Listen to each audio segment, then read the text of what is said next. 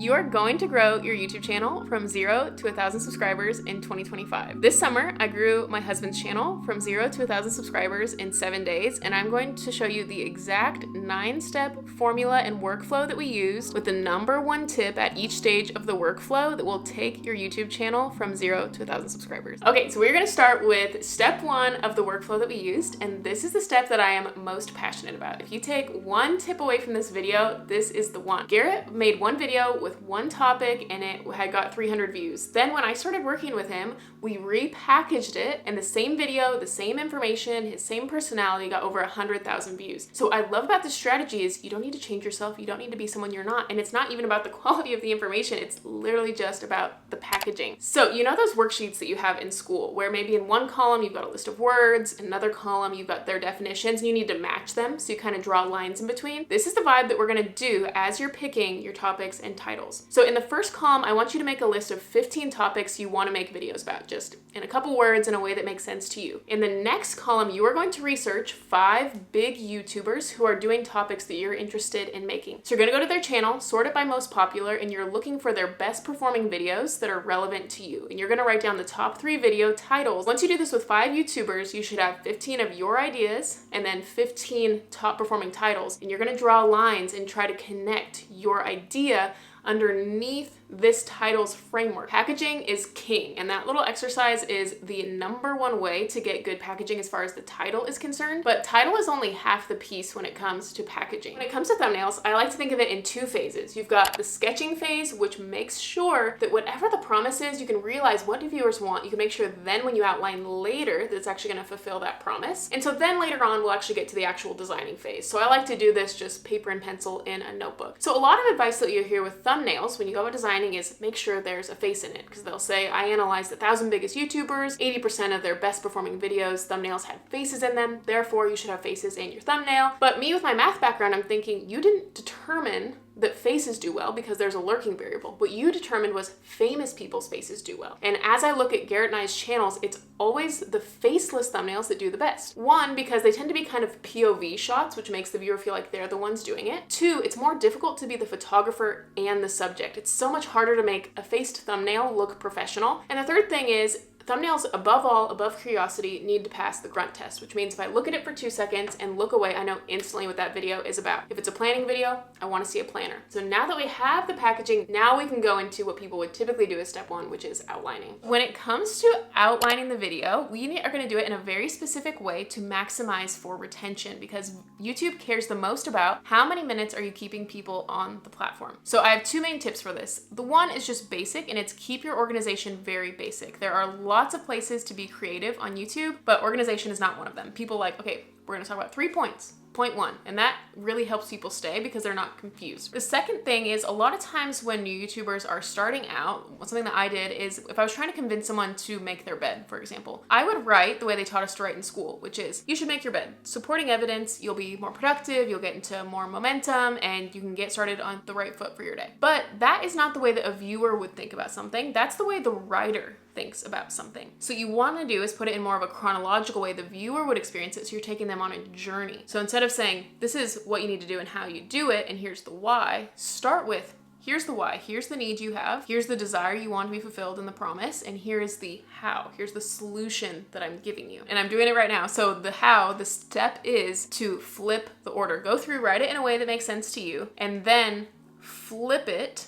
And when you're saying it to the viewer, you're gonna communicate it in that order. I will link this video for a more in-depth look at how I outline. What I wanna talk about in the next point is how to hook people's attention so that they get into the meat of the video. So when it comes to hooking people's attention, I wanna take you into my hook book. For the last year or so, anytime I'm watching YouTube, it could be in my niche or not in my niche, if they have a very compelling first 10 or 15 seconds of the video, I write down what they're saying as a template. And once you see some of these templates, you will not be able to unsee them because they have very common recurring pieces in them. So for example, there was one video I watched and the intro was, so you want to launch and grow a successful YouTube channel, but you're feeling overwhelmed. You've been told to buy a camera, to work on thumbnails, and all you want is a step-by-step weekly plan, which will tell you exactly how you can start and grow your YouTube channel in 4 weeks. And that's exactly what I'm going to do. So the template I wrote down was, so you want insert your dream outcome, but you're feeling bad emotion. You've been told X old advice, you've been told Y old advice, and and all you want is a step-by-step thing that'll make it easy, which will tell you exactly how to do the big promise, and that's exactly what I'm going to do. So there's very common pieces. One, you want to signal to them, this is going to be new information you've never heard before. You've heard this old advice, and this is not going to be that. People also want it to be easy. So you can say, this is a step-by-step framework. It's only going to be 3 steps. It only takes 5 minutes, something like that to make it easy. And finally, you tell them you're going to have some big result. You're going to launch and grow a successful YouTube channel. And there are so many variations of this. Sometimes people will throw in their authority, like, here's my case study and my social proof. Sometimes they'll throw in a flashy framework name. And so there's different things that people will throw in, but once you start saying these as templates and you write them down, writing hooks will never have been so easy. When we get into filming, it is important that we have good retention and pacing. So that is what we're going to talk about in the next point. So I have experimented with a lot of things. I've heard advice like cut out 75% of the footage, cut out 50%, make it really succinct. And I think that a lot of those things are good, but I was just not really figuring out how can I implement this in a way that seems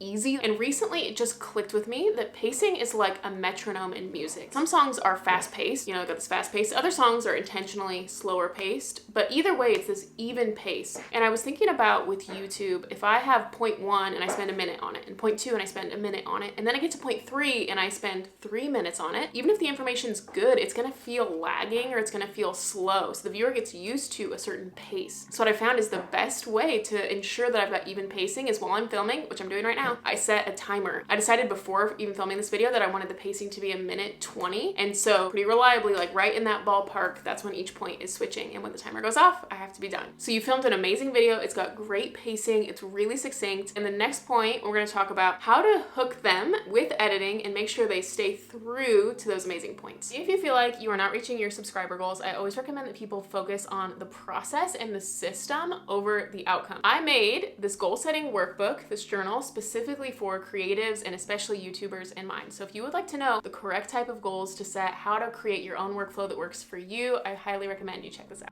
Let's say you've got a video and it is 3 points. A lot of times what people do when they get into final editing is they have the intro, they have the 3 points, and maybe if it's an educational video, for each of those 3 points, they have some graphic they want to show, or maybe they got some footage that they want to show, and then they have the outro. So what that creates is a video that's most boring section is the intro, which is what most people are going to see. And then you've got interesting graphics in the middle, but you have nothing at the beginning. And you need to treat the beginning of your video more like a trailer. And so some people will say you should have something new on the screen every 2 seconds or every 5 seconds. And it becomes a little bit difficult, like where am I gonna get all this footage? I don't wanna use stock footage. What do I do? The easiest way that I have ever found to do this is just take future stuff and just plop it on top. Any sort of B-roll you have, any sort of graphics you have, just kind of almost randomly, like every 2 seconds, just plop that stuff at the beginning, just reuse it. I used to kind of think you could only use B-roll once per video, or you only use the graphic once. Jam pack that beginning with all the stuff you're gonna show later on. So in the next point, let's get into the actual nitty-gritty computer work of how you make a thumbnail. So since in earlier steps, we sketched out the thumbnail, now we can move into actually creating it in the software of your choice. Now I love Canva because there's a free version, and when you get to the point that you wanna upgrade, it's really cheap, and I think it's so worth it, especially the magic grab tool, which I will talk about in a second. So a lot of times with thumbnail advice is like, make it bright, make it white, up the contrast, like make it really stand out. I was thinking about all this, and eventually it dawned on me what all this advice is tying together, what the common principle is. When you're scrolling through a YouTube homepage, you're looking at flat image after flat image after flat image after flat image, and the ones that stand out are the ones that look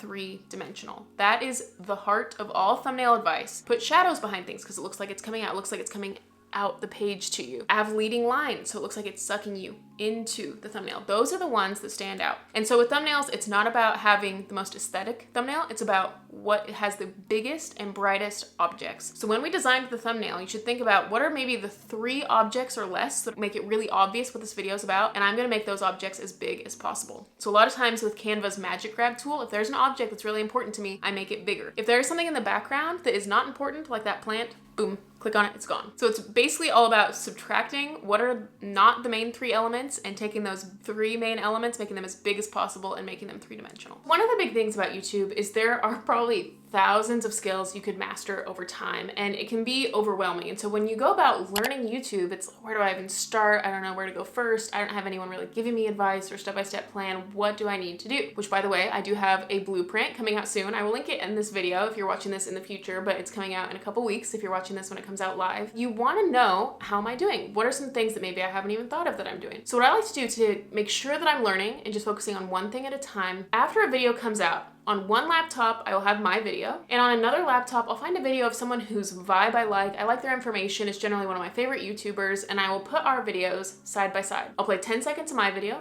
and then I'll play 10 seconds of their video. And I'll just kind of alternate back and forth and compare and contrast and see what are they doing measurably better than I'm doing. And I'm doing this in a non-judgmental way. It's about the skill. We're not critiquing ourselves. It's just the skill. What could I stand to get better at? There's things that you don't even know, like, oh, my posture was really bad the whole time. I didn't even realize, or my eyes are looking a little buggy. I didn't realize that, or I sound robotic. And it will reveal so many things. And so every time I come out with a video, I say, what are they doing measurably better than me? What's the one thing that have changed to make it better? And I focus on that in the next video. And if you pick one new thing to focus on each video, you will get markedly better over the course of a year. So if you've made it this far in the video, I'm curious what tip has resonated with you the most so far. I'm always interested to know what is resonating with you guys. In the next point, I'm going to talk about how to get clarity on what you're doing long term. The thing about clarity is there's kind of a flow with it. You have clarity about what you want to do so you can make a good plan so that you could take good action in that regard. So a lot of people who want to start a YouTube channel, they have kind of this framework and they're like, I don't want to start until I'm clear and I know exactly what my niche is and I know exactly everything. But I see it less as a line linear like that and more like a loop. So if you can't get clarity, jump in at action,